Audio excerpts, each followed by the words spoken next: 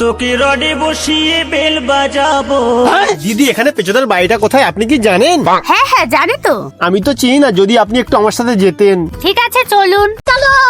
চলতে और अभी तो रुको, চলতে क्लाइमैक्स अभी बाकी। नहीं सारुण के यहाँ कुछ तो गड़बड़ है। याद रखना তুই এখানে? অনেকদিন বাদে তোকে দেখলাম। इतनी खुशी। ইনি কে? উনি একটু পেঁচাদার বাড়ি কোথায় জিজ্ঞাসা করছিল। ও আচ্ছা আচ্ছা, ওই তো পেছনে বাড়ি, আপনি যান। मेरे ये गीत याद रखना कभी अलविदा ना। দিদি আপনি এটা রাখুন। এসবের আবার কি দরকার ছিল? হ্যাঁ হ্যাঁ, ও ঠিকই বলছে, এইসবের আবার কি দরকার ছিল?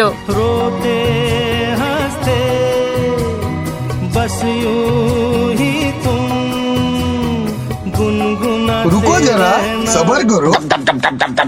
কিরে এই দেখ, তোর আর আমার ভিডিও ভাইরাল হয়েছে। কই দেখি। আজ একটা পাগলকে দেখে অনেক কষ্ট লাগলো, তাই তাকে তার বাড়ি কোথায় জিজ্ঞাসা করছিলাম। পাগলটি ঠিকঠাক কিছু না বলতে পারায় তাকে সাইকেলে তুলেও নিলাম। তারপর আমি এটা তার দিদি বুঝতে পেরে তাকে তাড়াতে তুলেও দিলাম, সাথে কিছু টাকাও দিলাম। আর তার দিদিকে বললাম তার পাগলি বোনকে একটু দেখে রাখতে। আসলে মানুষ হয়ে মানুষকে মিলিয়ে দেওয়াই তো আমার কাজ।